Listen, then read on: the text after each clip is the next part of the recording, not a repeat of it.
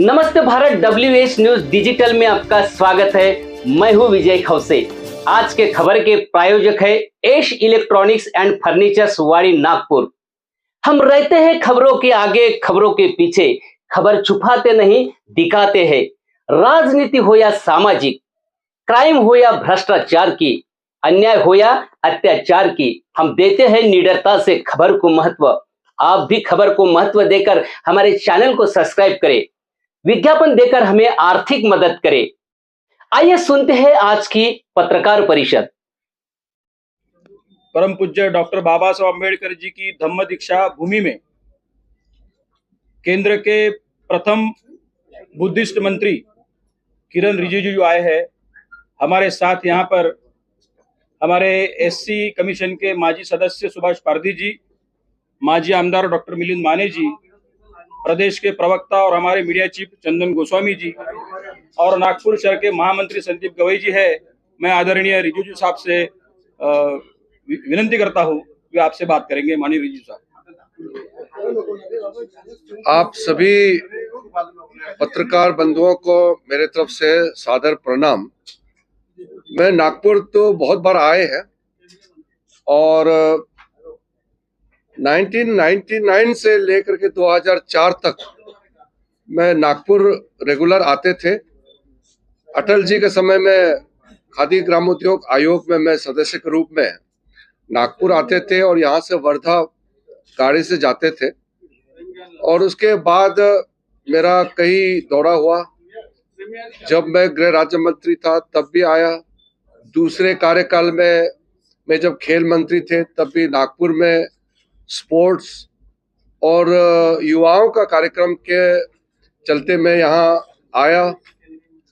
और जब मैं कानून मंत्री थे, लॉ एंड जस्टिस मंत्री थे, तब भी मैं यहाँ आया।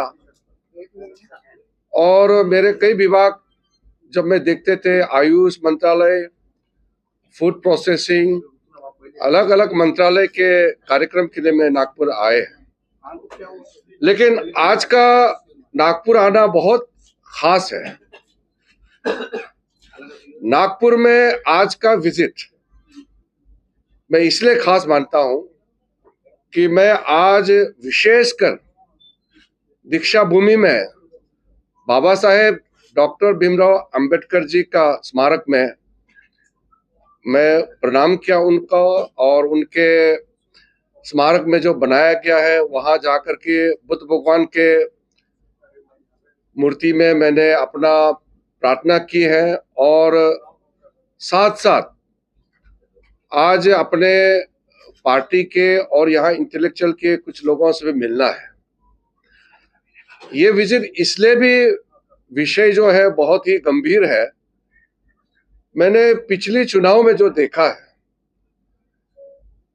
कि बाबा साहेब भीमराव अंबेडकर जी का दीक्षा भूमि में बाबा साहेब का बहुत बड़ा अपमान किया गया है। मैं एक रिजर्व कैटेगरी का ST SC के कैटेगरी से सांसद भी हूं और इस देश का पहला बौद्ध एक बुद्धिस्ट कैबिनेट मंत्री हूं और बाबा साहेब के बाद पहला इस देश का एक बौद्ध लॉ मिनिस्टर बना है।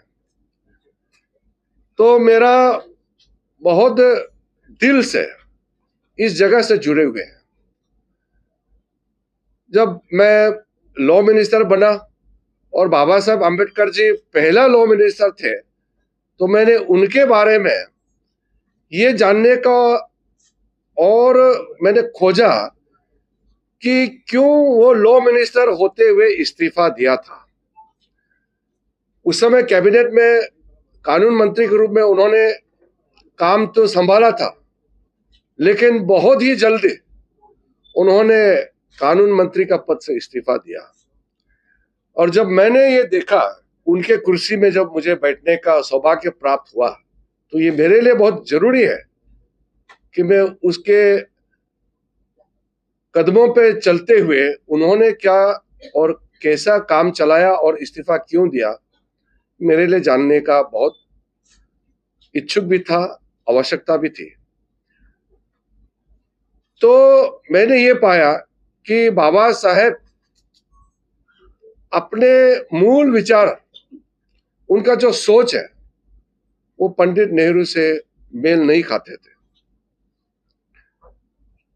और बचपन से लेकर के जिस परिवार में जन्म हुआ और शिक्षा प्राप्त करके बहुत बड़ा वकील बन करके एक सोशल रिफॉर्मर के रूप में देश भर में चर्चित होकर के संविधान को बना करके और संविधान बना करके देश को दिया, उस आदमी को, हमारा संविधान को आर्किटेक्ट है, देश का लॉ मिनिस्टर है, उस पद में पहुंचने के बाद भी बाबा साहेब को जो अपमान किया गया, उनको जिस तरीके से दर्द किनार किया गया, वो जान करके मेरे दिल में बहुत गुस्सा था और बहुत चिंता भी हुई थी।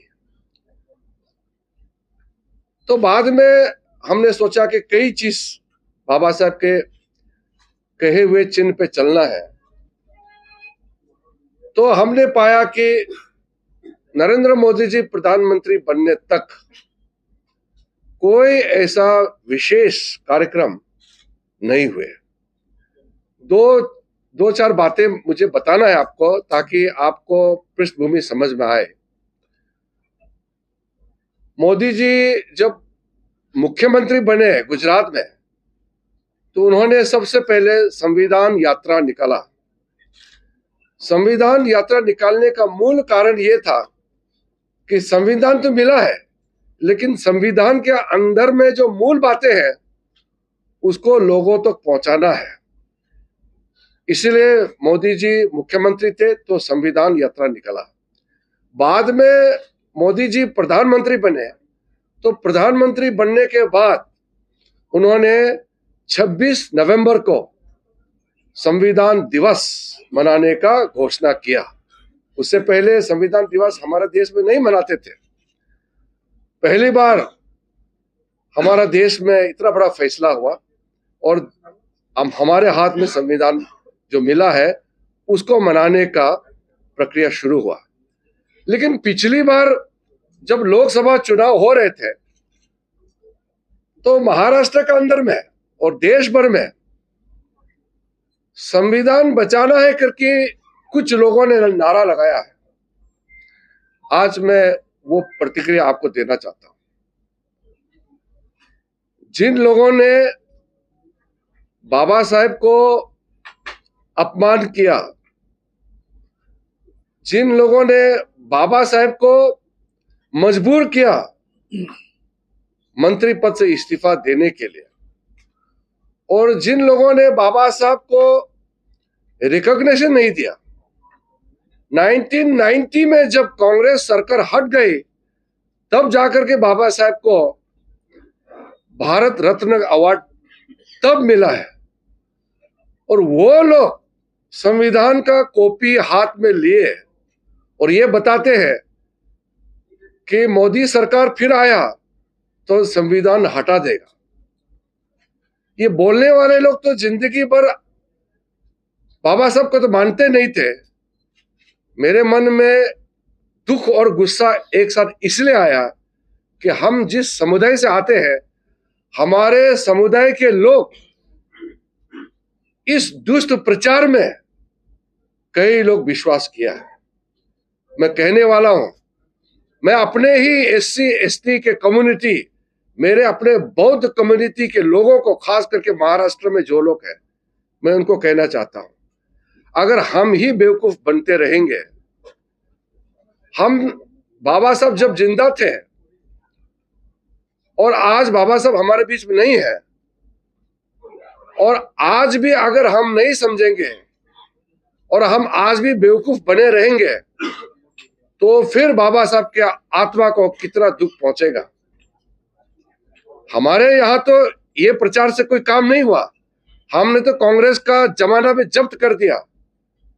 लेकिन महाराष्ट्र के अंदर में मेरे ही बिरादरी के लोग, अपने बौद्ध समुदाय के लोग, हमारे एससी एसटी के लोग ये दुष्प्रचार में कैसे विश्वास किया है।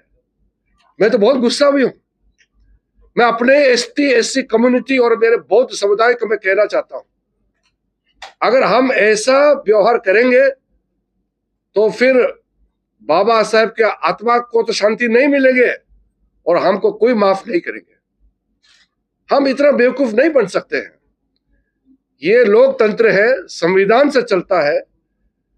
जो प्रधानमंत्री ने संविधान को पहचान दिया, जिस इंसान ने बाबा साहेब का काम किया हुआ जितने भी योगदान है उसको देश के सामने में लाया और संविधान को पूजा किया, उसी इंसान के खिलाफ जो दुष्प्रचार करने पर कैसे विश्वास कर सकते हैं?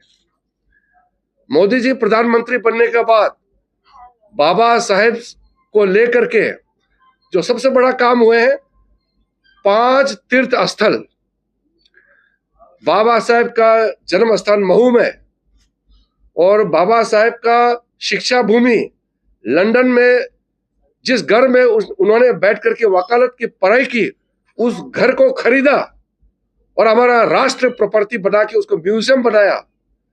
दिल्ली में जहां रह करके बाबा साहेब ने अपना संविधान रचना करने का काम किया, वहां उसका जो घर है उसको म्यूजियम बना करके, और फिर जहां उनका निधन हुआ महापरिनिर्वाण भूमि, और फिर मुंबई में चैत्य भूमि, ये दीक्षा भूमि से लेकर के चैत्य भूमि तक, उनका कर्म भूमि से लेकर के महापरिनिर्वाण भूमि तक, जिस प्रधानमंत्री मोदी जी ने एक पहचान दिया और नए तीर्थ स्थल के रूप में स्थापित किया, उसी को ये आरोप लगाते हैं कि संविधान हटाने वाले हैं।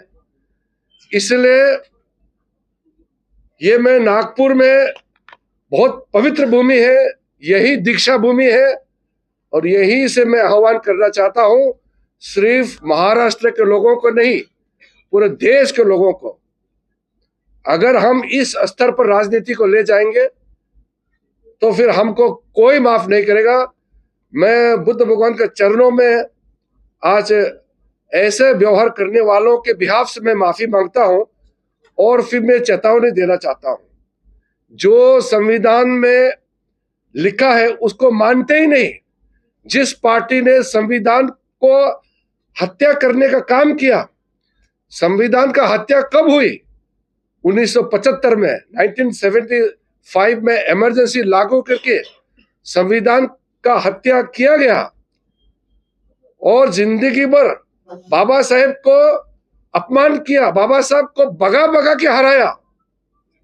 बाबा साहब जहां जाते थे, जहां से चुनाव लड़ते थे, वहां पीछा करके कांग्रेस वालों ने उसको हराया और आज उसी संविधान के कॉपी को पकड़ करके संविधान की रक्षा की बात करता है। उनको शर्म आना चाहिए। मैं संविधान के जो पन्नों के बारे में नई जानकारी रख करके संविधान पकड़ के नाटक करते हैं, उनको चेतावनी देना चाहता हूं। मैं इस देश का पार्लियामेंट्री अफेयर्स मंत्री भी हूं। संविधान का रक्षा करना हमारा दायित्व है। मैं संसदीय कार्य मंत्री होने के नाते पार्लियामेंट का संचालन करने का जिम्मेदारी है। इसलिए पार्लियामेंट में जिन्होंने संविधान के कॉपी को पकड़ करके बाबा साहेब का अपमान करने का जो नाटक किया, उन लोगों को भी मैं यहां से चेतावनी देना चाहता हूं। अगर ज्यादा नाटक करोगे तो फिर हमको सड़क पे उतरना पड़ेगा। और महाराष्ट्र में हमारा एससी एसटी पॉपुलेशन बहुत ज्यादा है। हमारे भारत देश में सबसे ज्यादा बौद्ध का संख्या भी महाराष्ट्र में है। इसलिए मैं विशेष करके आज दीक्षा भूमि में आकर के मैं ये बात कह रहा हूं। हमने एक निर्णय किया है, पूरे महाराष्ट्र में बाबा साहेब के नाम से जुड़े हुए जितना भी स्थल है, हर एक जिले में हम संविधान भवन का हम कंस्ट्रक्शन करेंगे, हम निर्माण करेंगे। महाराष्ट्र के मुख्यमंत्री जी से मैंने बात किया, महाराष्ट्र के उप मुख्यमंत्री देवेंद्र फडणवीस से मैंने बात किया, क्योंकि मैं अल्पसंख्यक मंत्रालय का भी प्रमुख हूं। माइनॉरिटी अफेयर्स मंत्री होने के नाते हमारे देश में 6 अल्पसंख्यक समुदाय हैं। उसमें मुस्लिम है, क्रिश्चियन है, सिख है, बौद्ध है, जैन है, पारसी है। मैं एक जो इम्प्रेशन बना के रखा था इस देश में, उसको भी खत्म करना चाहता हूं। कांग्रेस के जमाने में माइनॉरिटी अफेयर्स मंत्रालय को मुस्लिम अफेयर्स मंत्रालय बना के रखा हुआ था, और माइनॉरिटी मतलब सिर्फ मुस्लिम, और माइनॉरिटी कमीशन को भी अध्यक्षता करने का अधिकार सिर्फ मुसलमानों को दिया हुआ था। ये कितना बड़ा अपमान है बाकी लोगों को कि कांग्रेस ने रूल बना दिया कि माइनॉरिटी का कमीशन है, उसका अध्यक्षता सिर्फ एक मुसलमान ही कर सकते हैं। और कांग्रेस के प्रधानमंत्री मनमोहन सिंह जी ने कहा कि इस देश में जितना भी हमारा संपदा है उसमें पहला अधिकार मुसलमानों का है। सार्वजनिक बयान दिया, मैं उसका भी घोर निंदा करता हूं। यह कहना चाहिए कि इस देश में जितना संपत्ति है उसमें पहला अधिकार गरीबों का है, यह कहना चाहिए था। मैं सारे माइनॉरिटीज को बराबर नजर से देखता हूं और सबको बराबर ले जाना चाहता हूं, चाहे मुसलमान हो, चाहे बौद्ध हो, चाहे सिख हो, चाहे ईसाई हो, चाहे वो पारसी हो या जैन हो, सबको बराबर नजर से देखेगा। इसलिए माइनॉरिटी अफेयर्स मंत्रालय को मुस्लिम अफेयर्स का जो टैग लगा के रखा कांग्रेस वालों ने, उसको मैं हटाना चाहता हूं। इसलिए प्रधानमंत्री मोदी जी ने जब मुझे माइनॉरिटी अफेयर्स का मंत्री बनाया, तब मैंने पहला यही काम किया कि जितना हमारा स्कीम्स है, जितना मदद करने के लिए हमारे पास सुविधा है, हम सारे माइनॉरिटी कम्युनिटीज को बराबर देखेंगे। इसलिए ये निर्णय हुआ कि महाराष्ट्र के अंदर में हर एक जिले में हम संविधान भवन बनाएंगे, जहां बौद्ध भी आ सकते हैं और बाकी सब भी आ सकते हैं। बाबा साहब के नाम में बनेंगे, लेकिन उसमें सब लोग आकर के इस्तेमाल कर सकते हैं। उसमें लाइब्रेरी होगा, उसमें हॉस्टल हो सकते हैं, उसमें अलग अलग तरीके से सुविधा हम देंगे, और बच्चों को खास करके वहां बैठ करके अपना खेल धूल करने के लिए स्पोर्ट्स फैसिलिटी भी हम बना सकते हैं। बहुत सा चीज हम देने वाले हैं। ये सारा हमने तय कर लिया है, प्रोजेक्ट बना रहे हैं। और विशेष करके महाराष्ट्र के अंदर में बौद्ध समुदाय को इतना मदद पहले नहीं मिला था। कांग्रेस के जमाने में हमारा बुद्धिस्ट कम्युनिटीज यहाँ जितना हमारा जो फाउंडेशन है, सोसाइटीज है, और हमारे जितना भी जो भंटेस हैं यहाँ बौद्ध बिहार है, उन लोगों को मदद नहीं मिला था। उसके लिए मैंने विशेष करके महाराष्ट्र सरकार को भी कहा है, हमने चर्चा किया है कि जितना भी बुद्धिस्ट सेंटर्स है, सबका प्रपोजल जितना जल्दी हो सके बना करके दिल्ली भेजना है। और मैं सारे चीजों का खुद अध्ययन करके प्रधानमंत्री मोदी जी का आशीर्वाद से हम उसका सारा सैंक्शन करेंगे, मदद करेंगे। और कुछ चीजों में स्टेट गवर्नमेंट का भी सहायता रहेगा। तो राज्य सरकार और केंद्र सरकार मिलकर के मुख्यमंत्री एकनाथ शिंदे जी से बात हुई है, देवेंद्र फडणवीस जी से मेरा बात हुई है, और मैं खुद बैठ करके ये सारा चीजों का हम आकलन करेंगे और हम काम करेंगे। चुनाव आने वाले हैं, इसलिए हम लोग चर्चा तो चुनाव का तो होते रहेंगे, लेकिन मैं आज चुनाव के दृष्टि से नहीं आया हूं। आज मैं विशेष करके दीक्षा भूमि से बाबा साहब अम्बेडकर जी का संदेश को आगे ले जाने के लिए आया हूं। जब भी आप लोग को मौका मिले लंदन जाएंगे तो मोदी जी का आशीर्वाद से बाबा साहब का नाम से जो म्यूजियम बनाया है उसका हम लोग शिक्षा भूमि के नाम से मानते हैं। आप लोग दर्शन कीजिए। दिल्ली में आएंगे, बाबा साहब के नाम से अंबेडकर इंटरनेशनल सेंटर जो बनाया है मोदी जी ने, उसका दर्शन कीजिए। उनका महापरिनिर्वाण जहाँ हुए हैं वहां हमने काफी काम कर रहे हैं, उसका आप लोग जाकर के देखना चाहिए। इतना सारा चीज जो कर रहे हैं वो देश के सामने में है। इसीलिए मैं कह रहा हूं कि जब सामने में है फिर भी जो महाराष्ट्र में जो गलत बातें फैलाए गए हैं उसको क्लियर करना बहुत जरूरी है। मैं जिन्होंने दुष्ट प्रचार किया है उनका प्रति तो मेरा क्रोध है, लेकिन दुख इस बात का है कि हमारे समुदाय के लोग हम उनके बहकावे में आकर के हम बेवकूफ बन गए हैं। हम कितने साल बेवकूफ रहेंगे? हजारों साल हमको बेवकूफ बनाया है और आज भी हम बेवकूफ बनते रहेंगे तो हमको फिर कौन संभालेंगे? अब हम अपने पैरों पे खड़ा होना है। इसलिए आज नागपुर में आकर के मुझे दीक्षा भूमि में आकर के मुझे बहुत अच्छा लगा। फिर से बाबा साहब का दर्शन करने का मौका मिला, लेकिन साथ साथ में अपने लोगों को भी मैं मिलूंगा और जो दोस्तों, खबर देखने के लिए आपका शुक्रिया। आज के लिए बस इतना ही। फिर मिलेंगे नए खबर के साथ, तो बने रहिए WH न्यूज के साथ। चैनल को लाइक सब्सक्राइब करें, फेसबुक इंस्टाग्राम पर फॉलो करें, विज्ञापन देकर हमें आर्थिक सहयोग करें। धन्यवाद।